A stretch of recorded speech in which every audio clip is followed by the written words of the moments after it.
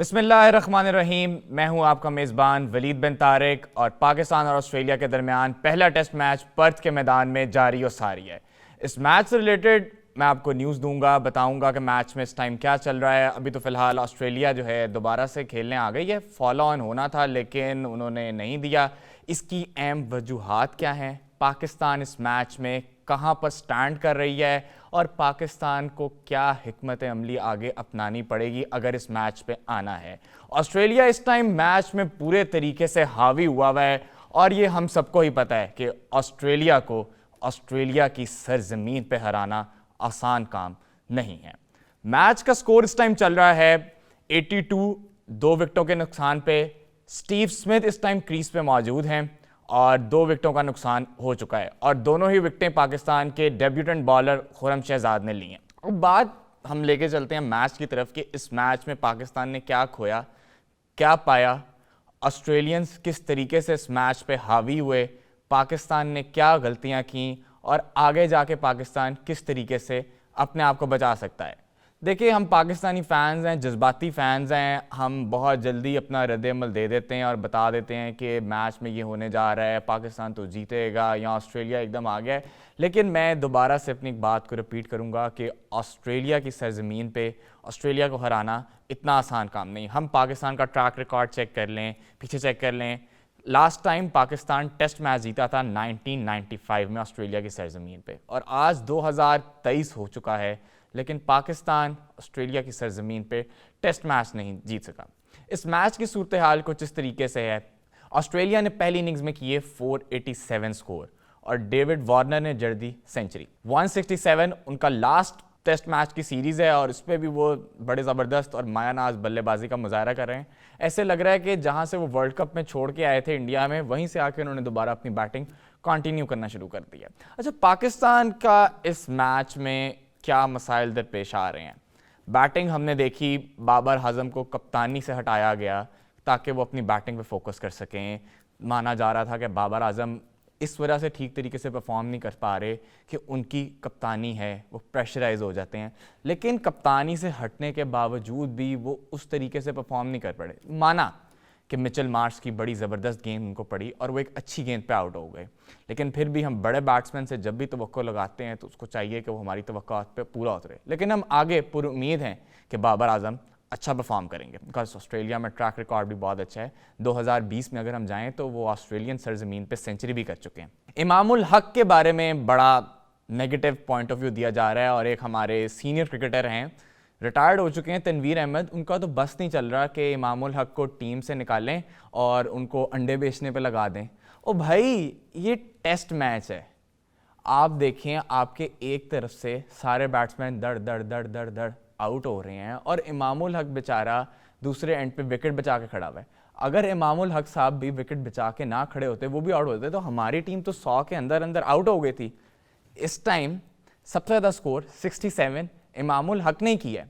तो हमें क्रिटिसाइज तो करना आता है लेकिन हम ये नहीं देखते कि मैच की इस टाइम सिचुएशन कैसी चल रही है। There is a difference between test match, T20I and ODI।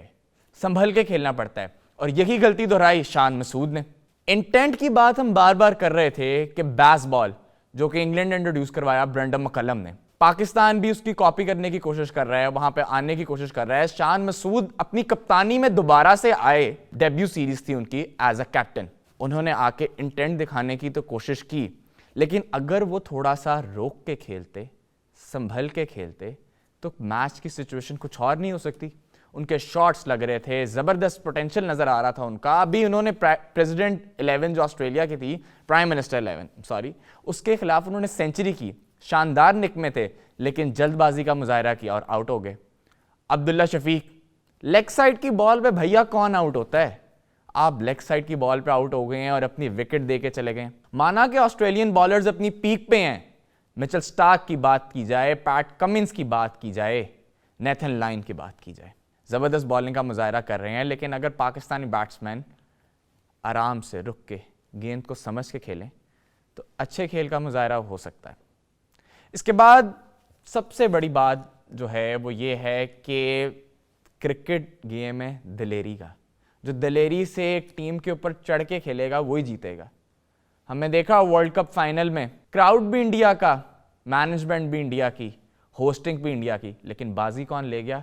Australians. और ये वही वजह थी उनकी दलेरी, उनमें पोटेंशियल। पैट कमिंस ने एक दिन पहले ही कह दिया था, यार मैं 1,30,000 के क्राउड को चुप कराऊंगा, और उनके दिमाग में हिकमत अमली थी कि मैंने किस तरीके से चुप करवाना है। हम हिकमत अमली, प्लानिंग, यूनिटी, इन चीज़ों में थोड़ा सा लैक कर रहे हैं। इसके बाद बात बार बार ये की जा रही है कि यार फॉलो ऑन हो गया था, फिर भी पैट कमिंस ने ऐसी क्या वजह थी कि दोबारा बैटिंग करने खुद आ गए, पाकिस्तान को बैटिंग नहीं कराएगी? नाज़रीन, इसकी 2-3 मेन वजूहात थी। सबसे पहली वजह, वो बॉलर्स को रेस्ट करवाना चाह रहे थे।